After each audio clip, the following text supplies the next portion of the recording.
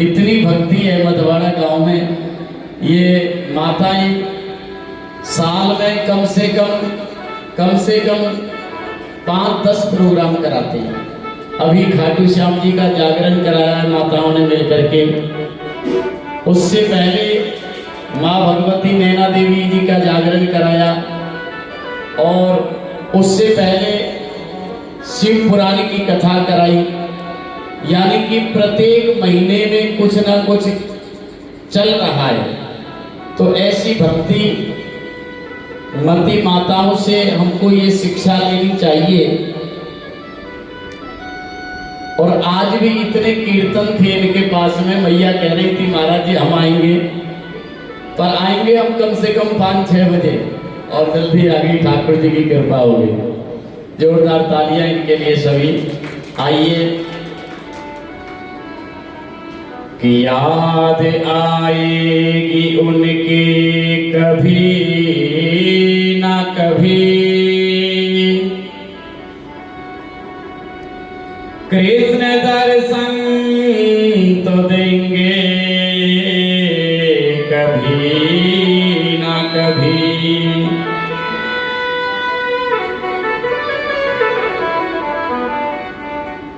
ऐसा विश्वास मन में जगाते चलो,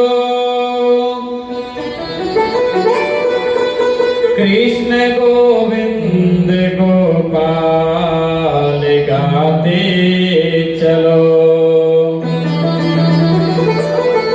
कृष्ण गोविंद गोपाल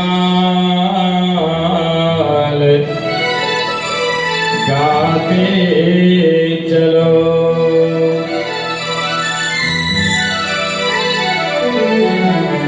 आज प्रभु प्रेमियों, ऐसा हमारा चिंतन होना चाहिए, ऐसा हमारा जाप होना चाहिए, जिसके द्वारा परमात्मा भी एक बार हमको याद करे और अच्छी तरह से करे। चिंतन हमारा जरूर बनना चाहिए, क्योंकि गिरिराज महाराज को प्रणाम करके इंद्र तो वहां से चले गए, लेकिन मेरे गोविंद की बड़ी ही बाल लीला, बड़ी ही सुंदर लीला है, बड़ी ही अद्भुत लीला है। अब हम जिस लीला का वर्णन करने जा रहे हैं प्रभु प्रेमियों, बड़ी ही प्यारी लीला है। आचार्य सुखदेव जी महाराज कहते हैं कि हे परीक्षित, ये मेरे प्रभु की रास लीला का प्रसंग है। देखिए, रास लीला के प्रसंग में किसी किसी को ही मौका मिलता है कन्हैया की रास लीला की कथा को सुनने के लिए। रास लीला में केवल शंकर भगवान को ही मौका मिला था ठाकुर जी की रास लीला देखने का, अन्य देवताओं को भी नहीं मिला। और आज हम आप सभी बड़े भाग्यवान हैं जो रास लीला की कथा को श्रवण करने के लिए बैठे हुए हैं। सुखदेव जी महाराज कहते हैं कि रास लीला को सुनने के लिए कितनी हमको तैयारियां करनी पड़ती हैं, वो बतलाया है कि प्रथम सुने श्री भागवत,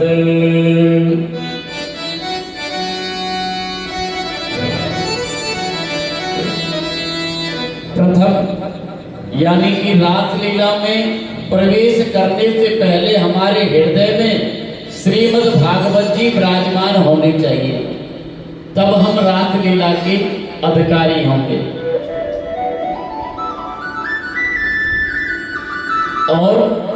और बतलाया कि भक्त मुख भगवत वाणी, श्रीमद् भागवत जी की कथा को भी श्रवण करना चाहिए, तो ब्राह्मण के मुख से श्रवण करनी चाहिए, भक्त के मुख से श्रवण करनी चाहिए। कि द्वितीय आराधे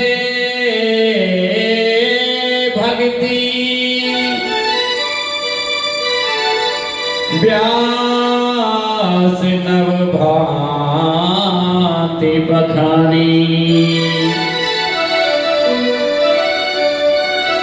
दूसरा हमारा लक्षण क्या होना चाहिए कि हमारे हृदय में भक्ति होनी चाहिए, तभी हम राष्ट्र के अधिकारी होंगे। प्रभु प्रेमियों,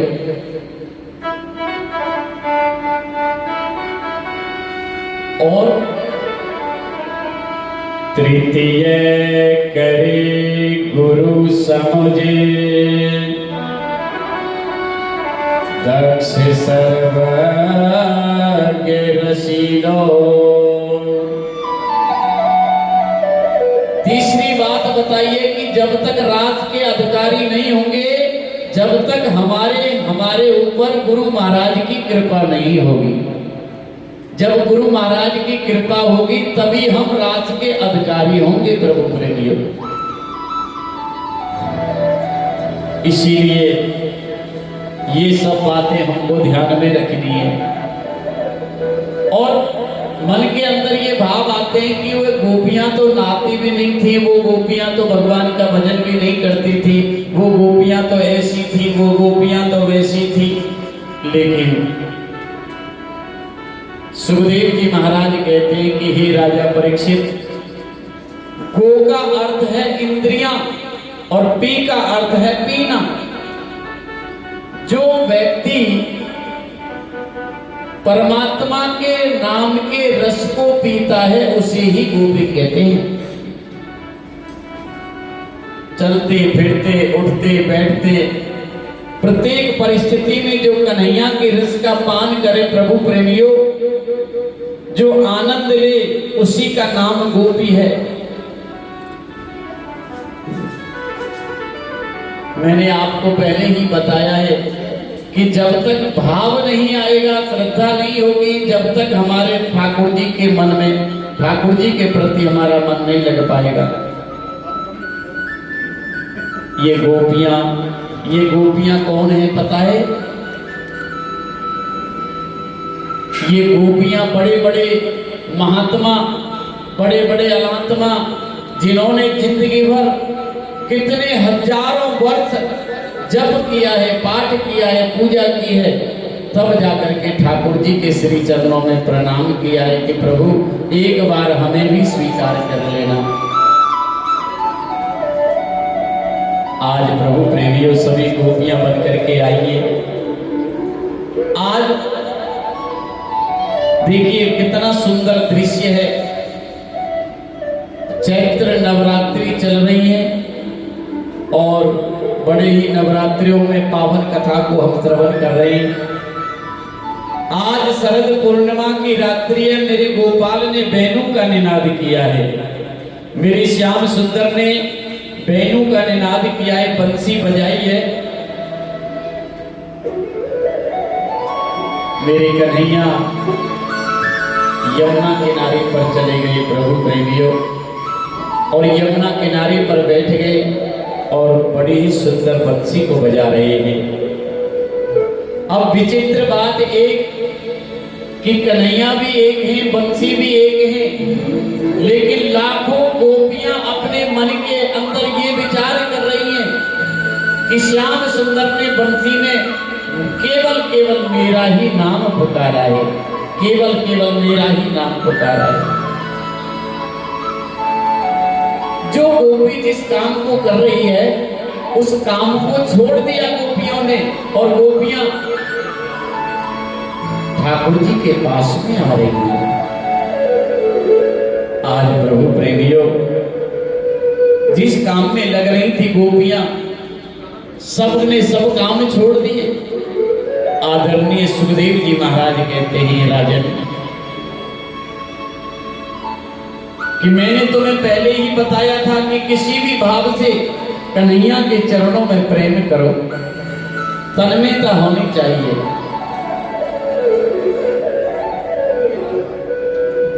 उत्तम पुरस्तादते तत्ते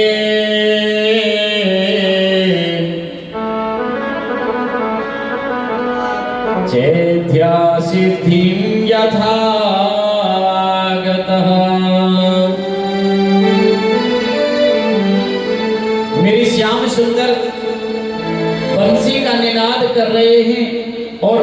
का निनाद करते करते गोपियों का झुंड की झुंड गोपियां आने लगी। गोपियों को देख करके मेरे श्याम सुंदर मुस्कुराने लगे प्रभु प्रेमियों। और गोपियों से मेरे श्याम सुंदर ने कहा है कि आओ गोपियों, आपका स्वागत है। देखिए, पहले कन्हैया, पहले परमात्मा बुलाते हैं, फिर स्वागत भी करते हैं कि अरे गोपियों आइए। बुला लिया। गोपियों के मन में प्रसन्नता हुई, गोपियों के मन में बड़े आनंद है। मुरली में हमारा नाम पुकारा है श्याम सुंदर, हमको बुलाया है श्याम सुंदर, और कृष्ण हमारा स्वागत कर रहे हैं। लेकिन स्वागत करते करते मेरे गोविंद ने एक बात और भी कह दी कि अरे गोपियों, आप आई हैं तो स्वागत की बात है, लेकिन क्यों आई हो बताना तो तुमको पड़ेगा। क्यों आई हो, क्या कारण है? अब गोपियां क्या कहें? गोपियां बेचारी बैठ गई, हाथ जोड़ करके प्रार्थना कर रही हैं कि हे श्याम सुंदर, पहले तो आप हमको बुलाते हो, पहले तो आप अपनी मुरली में हमारा नाम पुकारते हो, और जब हम आ गई तो अब हमसे पूछ रहे हो। मेरे भगवान ने कहा कि रजन्ने साधो रूपा,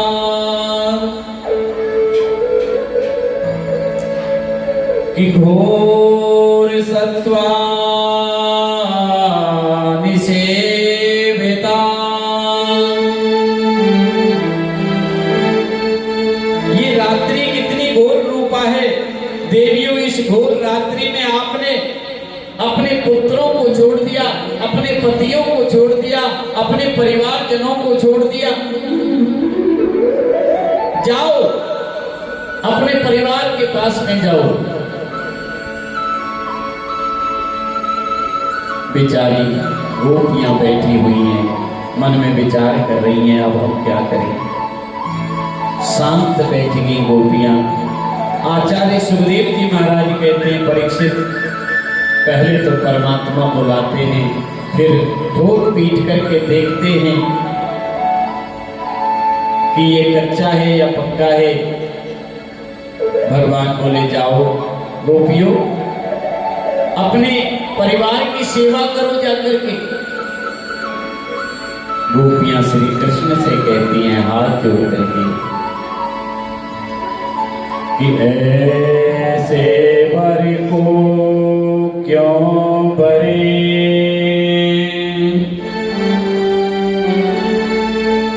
जो जन्मे और मर जाए,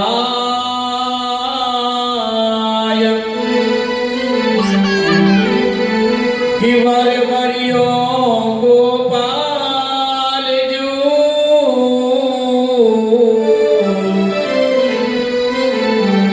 जैसे चुड़ लो अमर हो जाए।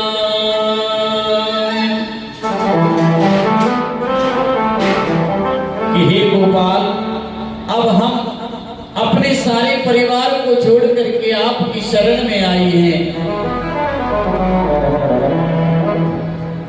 अब हम कहीं नहीं जाएंगे।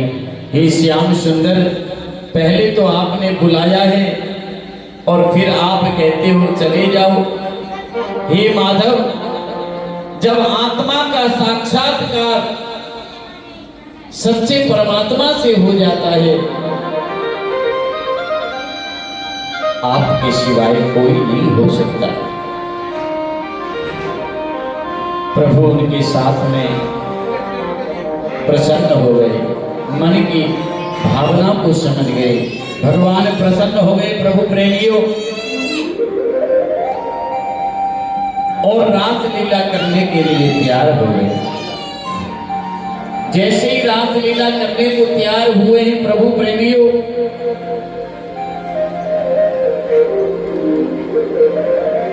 ऐसी रासलीला गई है और गोपियों के मन में अभिमान आ गया। गोपियों के मन में अभिमान आ गया। कैसा अभिमान आया कि श्याम सुंदर ने हमारे साथ रासलीला की है, परमात्मा ने हमारे साथ रासलीला की है। और जिस अभिमान को देख करके मेरे भगवान गोपियों के मध्य से अंतर ध्यान हो गए। श्री राधा रानी को लेकर के अंतर ध्यान हो गए। प्रभु प्रेमियों, गोपियां रोती बिलखती हाथ जोड़ती फिरती हैं। गोपियां हाथ जोड़ करके कहने लगी, हे श्याम सुंदर,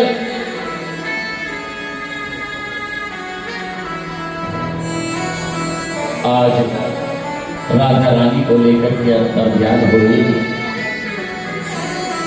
गोपियों ने वृंदावन के एक एक वृक्ष के पास में देखा है, यमुना किनारे पर देखा है, पर्वतों पर देखा है, गोपाल के दर्शन नहीं हो पा रहे। अब गोपियां कन्हैया को खोजते खोजते ऐसी उनकी परिस्थिति बिगड़ गई है कि कोई भी उनके सामने आता है प्रभु प्रेमियों तो सभी को वो श्याम सुंदर मानते हैं।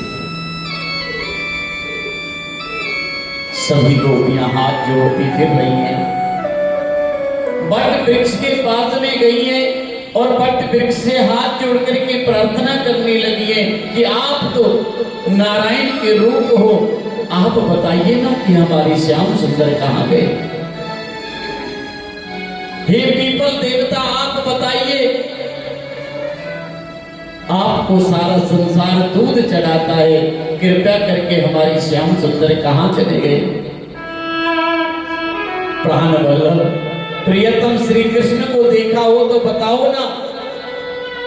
तुलसी महारानी के पास में गए और तुलसी महारानी के चरणों में प्रणाम किया है सभी गोपियों ने। हे वृंदा देवी, आपके सिवाय तो कहीं जा ही नहीं सकते हैं श्याम सुंदर, आप बताइए ना कि हमारे प्राण वल्लभ कहाँ हैं। तुलसी देवी ने भी मना कर दिया। हे पृथ्वी माँ, आप ही बताइए हे पृथ्वी देवी कि आपके पास तो चल करके गए होंगे श्याम सुंदर, बताइए ना कि हमारी श्याम सुंदर कहाँ है। पृथ्वी देवी ने भी मना कर दिया कि सबके चरणों का परम स्पंदन तुम्हें मिलता है। श्री कृष्ण कहाँ हो, हे प्यारे श्याम सुंदर। गोपियां रोती हुई बिलखती हुई एक दूसरे को कहती हैं। खोजते खोजते गोपियों को ऐसा लगने लगा कि जैसे हम ही श्री कृष्ण हैं, एक दूसरे को ही श्याम सुंदर देखने लगी, पहचानने लगी हैं कि लाली मेरे लाल की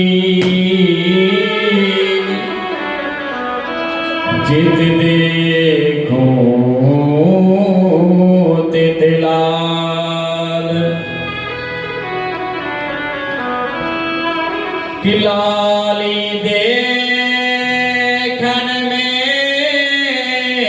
गई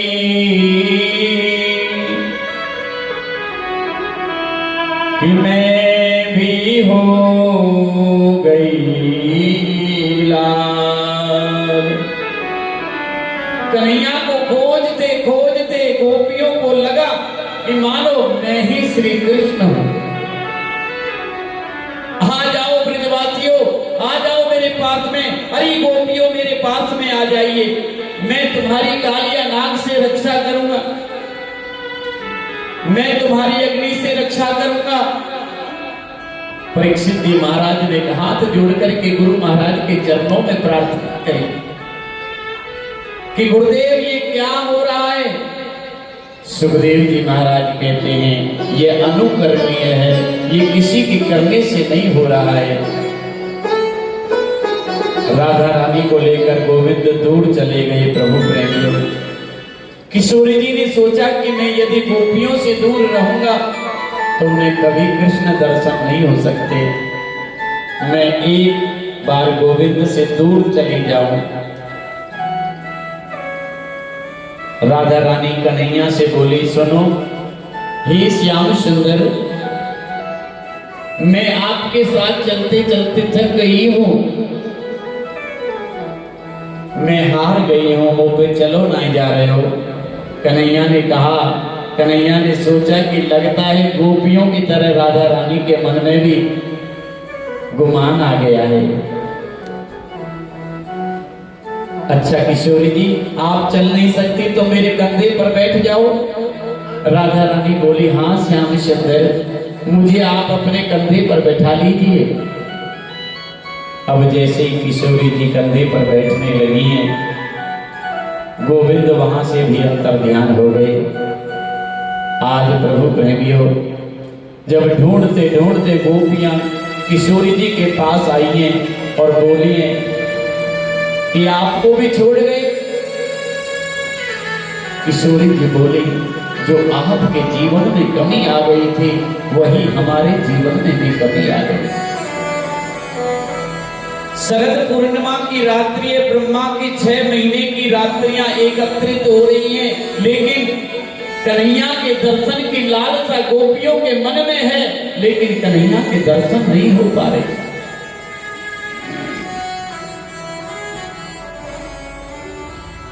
कि हे नाथ रमन श्रेष्ठ, क्वासी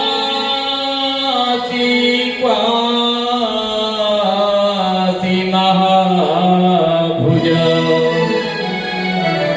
कि हे नाथ, हे रमन, हे प्राण वल्लभ, आप कहाँ हो? आप आकर के हमें दर्शन दीजिए प्रभु।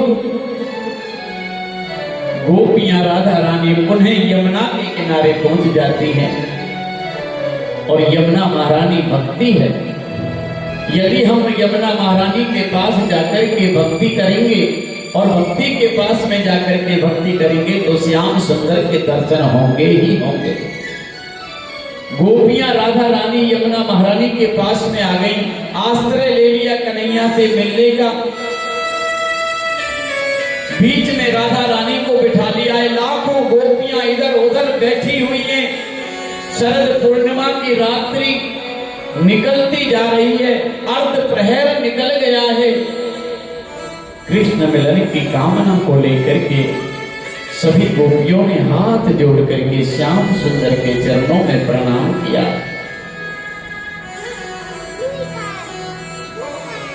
आज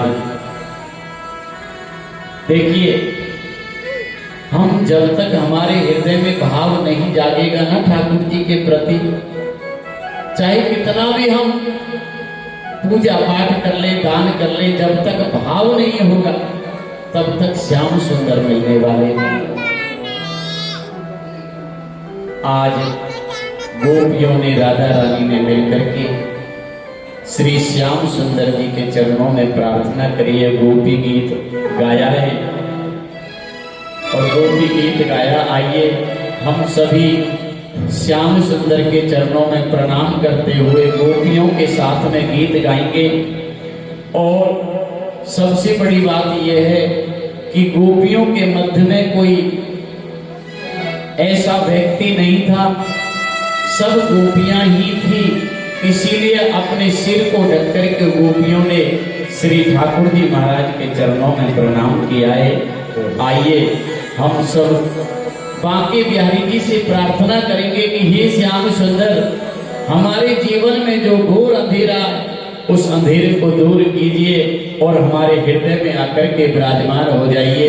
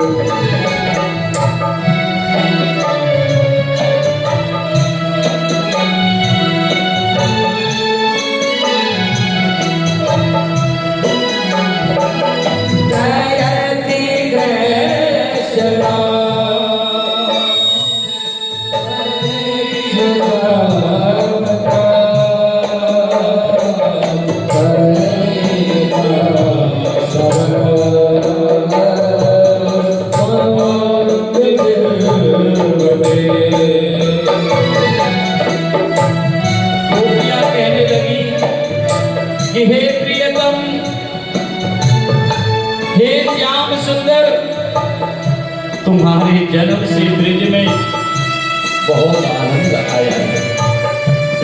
यहाँ लक्ष्मी जी सर्वदा वास करती रहती है, किंतु तुम्हारी दासी सभी दिशाओं में तुम्हें ढूंढ रही है। प्यारे श्याम सुंदर मारी मारी फिर रही है। हम गोपियों का जीना बस तुम्हारे लिए है। हे श्याम सुंदर दर्शन दो, दर्शन दो।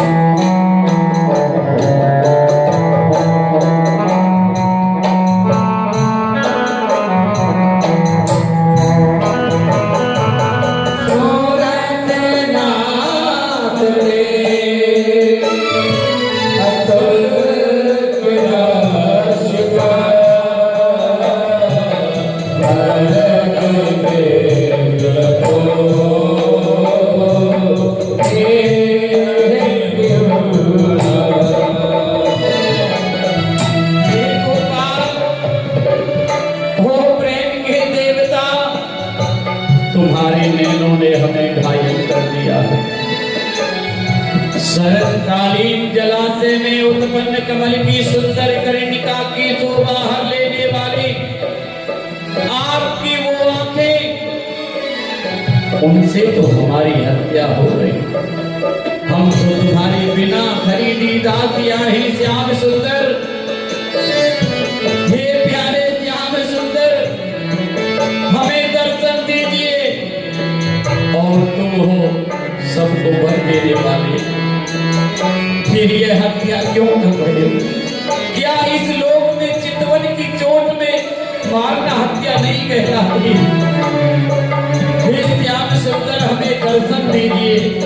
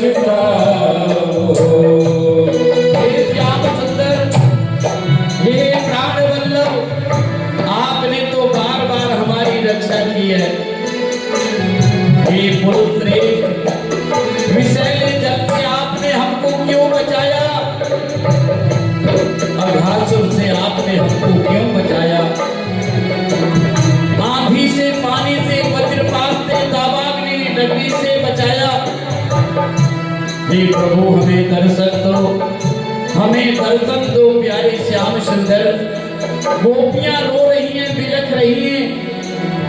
आज और क्या कहती हैं गोपियां?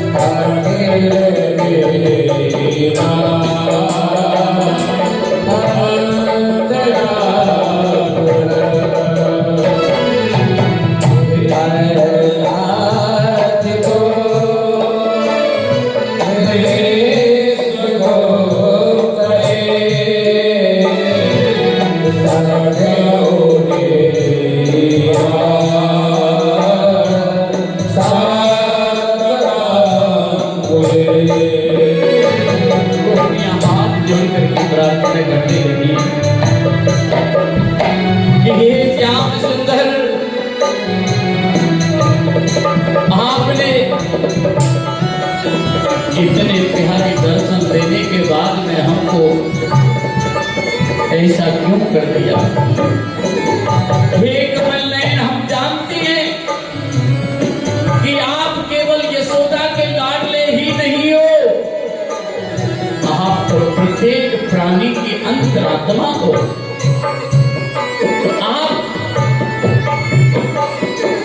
आप तो ब्रह्मा की अनेक प्रार्थनाओं पर, ब्रजवासियों की अनेक प्रार्थनाओं पर प्रार्थना करके यदुकुल में अवतीर्ण हुए हो, यदुकुल में आए हो। और क्या कहती है कि हे यदुवंश भूषण,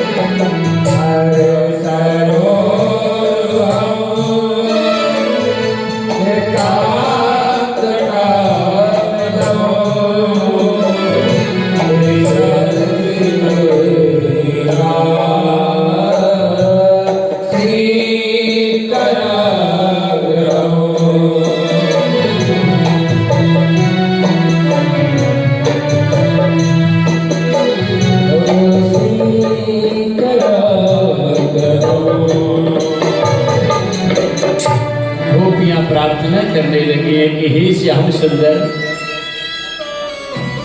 कि जब सौंप दिया सब भार